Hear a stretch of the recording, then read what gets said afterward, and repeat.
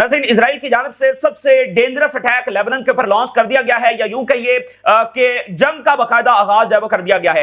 Israel की जानिब से बेरूत पर हमला किया गया है, दारुल हुकूमत को निशाना बनाया गया है, और उसमें यह बताया जा रहा है कि इजराइल ने जो हिजबुल्लाह के आर्मी चीफ है उनको असैसिनेट किया है।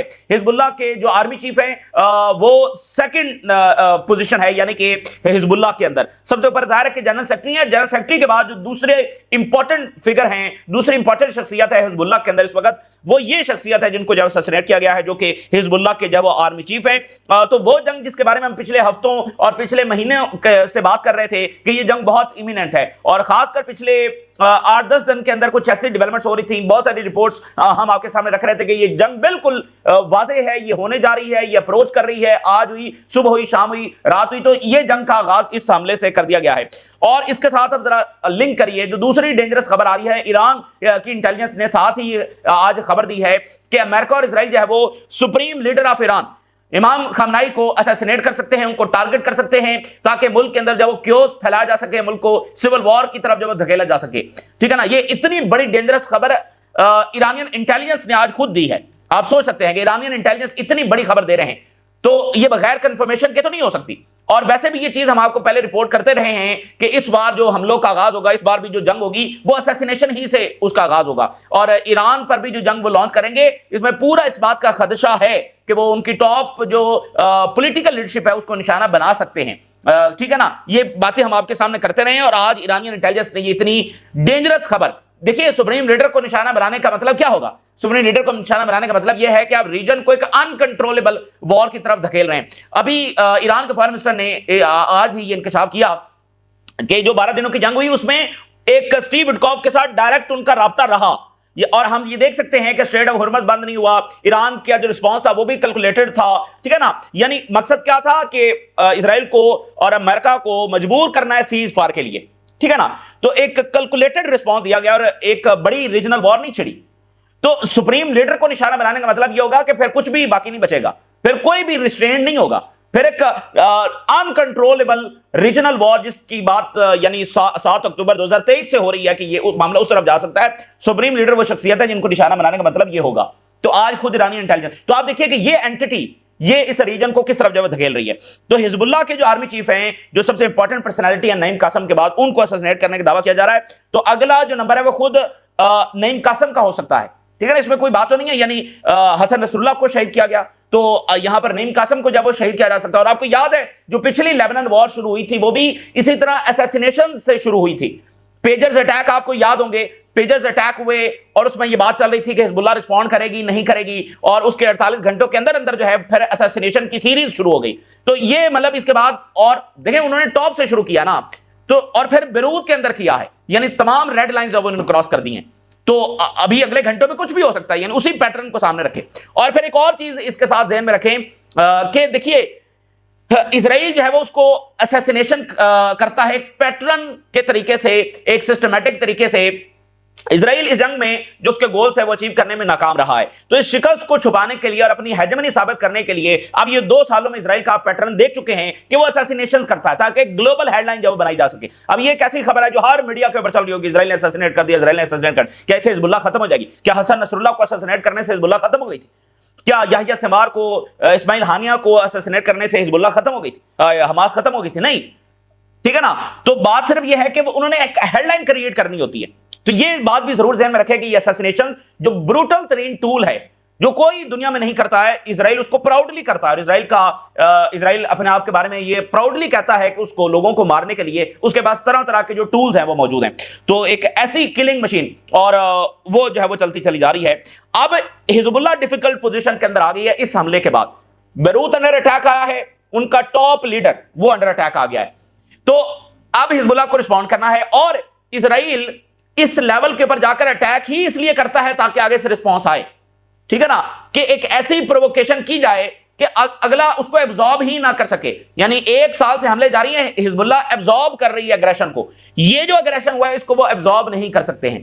ठीक है, टॉप लीडर शहीद हो गया, उसके बाद भी आप जब वो रिस्पॉन्ड ना करें तो फिर मामला चल नहीं सकते हैं। तो रिस्पॉन्ड करना है, लेकिन जब रिस्पॉन्ड करना है तो इजराइल फिर मजीद हमले करेगा सिविलियंस के ऊपर, सिविलियंस की मजीद कैजुअलिटीज होंगी। और नैरेटिव तो ऑलरेडी ये है कि जंगों की जिम्मेदार रेजिस्टेंस है, तो जो मजीद डिस्ट्रक्शन होगी, जो मजीद सिविलियन कैजुअलिटीज होंगी, उसका मलबा भी हिजबुल्लाह के ऊपर डाला जाएगा।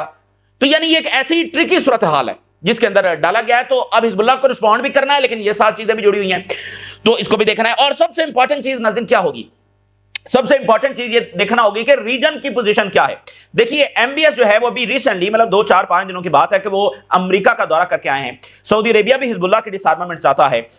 तो आपको क्या लगता है कि इस दौरे में हिजबुल्लाह की डिसआर्मामेंट डिस्कस नहीं हुई होगी? सबसे बड़ा इशू है ना, तो डिस्कस हुआ होगा। तो सऊदी अरेबिया की क्या इनपुट थी? क्या सऊदी अरेबिया ने इसमें हां किया या ना किया या चुप चुप रहे? भाई कुछ तो पोजीशन ली होगी ना। और इस दौरे के बाद ये बेरूत पर हमला हो रहा है और इस लेवल की एस्केलेशन इजराइल कर रहा है। और इजराइल ने कहा है कि उन्होंने अमेरिकन की कोऑर्डिनेशन के साथ ये अटैक किया है। तो अमेरिकन ने सऊदी अरेबिया से बाकी मुल्कों से कोऑर्डिनेट तो किया होगा। तो ये बड़ी इंपॉर्टेंट बात है कि रीजन इसमें क्या पोजीशन लेता है। और जैसा कि जॉर्डन के जो फॉर्मर इंटेलिजेंस चीफ हैं, उन्होंने 1 महीना पहले क्या स्टेटमेंट जारी की थी? उन्होंने ये स्टेटमेंट जारी की थी कि जो कमांडर हैं, यानी जिनको आज असैसिनेट किया गया है, इनका उन्होंने नाम लिया, कहा कि इस बंदे को जो है वो असैसिनेट, यानी ये जो बंदा है ये हिजबुल्लाह को रीआर्मामेंट कर रहा है, हिजबुल्लाह को मजबूत बना रहा है। तो इसको जब निशाना अगर बनाया जाए तो हिजबुल्लाह की रीआर्मामेंट जब रुक सकती है। और आज इनको जब निशाना बना दिया गया है, ठीक है ना। तो रीजन कहां खड़ा है? क्या वो इस बात में सपोर्ट कर रहा है? क्योंकि जब आप खामोश हैं तो फिर सवाल तो ये उठेंगे कि रीजन सपोर्ट कर रहा है। अगर वो सपोर्ट नहीं भी कर रहा तो फिर वो इस पर कोई आवाज नहीं उठा रहा, इसको कंडेम नहीं कर रहा। तो यानी देखिए, अगर रीजन इजरायली हमलों को सपोर्ट कर रहा है तो इसका मतलब आप सूरत हाल को और खौफनाक सिचुएशन की तरफ धकेलेंगे, ठीक है ना। आप खाना जंगी की तरफ धकेल सकते हैं लेबनान को, ठीक है ना। तो ये बड़ा क्रूशल तरीन टाइम जो है वो एक बार फिर लेबनान के लोगों पर आ गया है, जिन्होंने हर कोशिश की अमन के लिए। फलस्तीनियों ने हर कोशिश की अमन के लिए, उनके हजारों लाखों प्यारे शहीद हो गए, उसके बावजूद उनको अमन जो वो नसीब नहीं हो सका है। तो आज के इन हमलों में और बहुत सारी डायमेंशन जो हम बात करते रहते हैं, रीजनल एक्सपर्ट्स बात करते रहते हैं, उन बातों को भी साबित किया है। वो क्या है कि नेतन्याहू जब तक मौजूद है मुसलसल जंगें जारी हैं और इस एंटिटी से सिवाय वायलेंस के कुछ भी एक्सपेक्ट ना किया जाए। ये कभी रीजन और फलस्तीनियों के साथ मीनिंगफुल मुज़ाकरात के लिए नहीं जाएंगे। अमेरिका बदनीयती के ऊपर मबनी है और उसके किसी मुआहदे का कोई नतीजा नहीं निकलने वाला है। जो ग्रेटर इजराइल प्रोजेक्ट है उसको वो सिस्टमैटिकली जो है वो आगे बढ़ा रहे हैं और एक रीजनल वॉर का खतरा मुसलसल बरकरार है। ये बहुत सारी ऐसी डायमेंशंस हैं जो आज के इस हमले ने साबित की हैं। अच्छा, अब बात यह है कि नाज़रीन, बेरूत यानी कि जो रेड लाइन है, 2 रेड लाइंस क्रॉस हुई हैं। बेरूत पर हमला, इससे पहले सदरन लेबनान में हमले हुए। बेरूत पर हमला और टॉप लीडरशिप पर हमला, ये दोनों रेड लाइंस हैं जो इजराइल ने क्रॉस कर दी हैं। तो बेरूत में एक रेजिडेंशियल बिल्डिंग के अंदर दावा यह किया जा रहा है कि हिजबुल्लाह के जो आर्मी चीफ हैं वो एक अपार्टमेंट के अंदर मौजूद थे। 2 मिसाइल जब वहां पर फायर किए गए हैं, बिल्कुल रेजिडेंशियल एरिया था और उसमें काफी ज्यादा कैजुअलिटीज हुई हैं। तो अभी वैसे कंफर्म हिजबुल्लाह ने कंफर्म नहीं किया, ये इजराइल का दावा है कि हमने आर्मी चीफ को शहीद किया है। अच्छा, इससे एक और चीज आप ये समझ सकते हैं नाज़रीन, अब ये सारी बातें बहुत इंपॉर्टेंट है आगे जो कुछ होने जा रहा है। इससे आप एक और चीज ये समझ सकते हैं कि इजराइल जब एक फुल स्केल जंग नहीं हो रही होती तो क्या कर रहा होता है? उसकी तैयारी कर रहा होता है, इंटेलिजेंस गैदरिंग कर रहा होता है, असैसिनेशंस की तरीके तलाश कर रहा होता है। इस वक्त जो ईरान के बारे में यह है ना कोई जंग होगी जंग होगी जंग होगी, तो ऑन ग्राउंड इजराइल क्या कर रहा होगा? वहां पर भी असैसिनेशंस के तरीके याद कर रहा होगा, देख रहा होगा किसको कैसे असैसिनेट करना, ये सारी उसकी प्लानिंग जब वहां पर जारी होगी। और दूसरी बात ये समझिए, ये बड़ा इंपॉर्टेंट नुकता है मैं आपके सामने रख रहा हूं कि हिजबुल्लाह के खिलाफ जो जंग है वो असल में ईरान के खिलाफ जंग है। वो कैसे? वो ऐसे कि हिजबुल्लाह ने ये अनाउंस कर रखा है कि ईरान पर हमला होगा तो हम पार्टिसिपेट करेंगे। तो यानी ईरान को कमजोर करने के लिए हिजबुल्लाह को कमजोर करना जरूरी है। इसको दूसरी मिसाल से समझिए, बशार अल असद का जो फॉल है ये रीजन बना ईरान पर हमले के लिए, क्योंकि बशार अल असद मौजूद थे तो शाम की जो एयर स्पेस है उस पर इजराइल का कंट्रोल नहीं था। जो ही बशार अल असद फॉल किए तो एयर स्पेस इजराइल के कंट्रोल में आ गई और यहां से इजरायली जो जेट्स हैं उन्होंने फ्लाई किया। तो बशार अल असद के खिलाफ जंग असल में ईरान के खिलाफ जंग थी, वहां तक पहुंचने का रास्ता था। तो जैसे चाइना की कंटेनमेंट है तो वो कैसे हो रही है? उसके इत्तेहादियों को कमजोर करके, आखिर में मंजिल चाइना है, तो यहां भी मंजिल ईरान है। और जो जो ये कहता है कि हम ईरान के साथ खड़े हैं और उनको जो है निशाना बनाया जा रहा है, ठीक है। तो असल में ये हिजबुल्लाह के खिलाफ जंग नहीं है। यानी अगर ईरान यहां पर बैठा रहेगा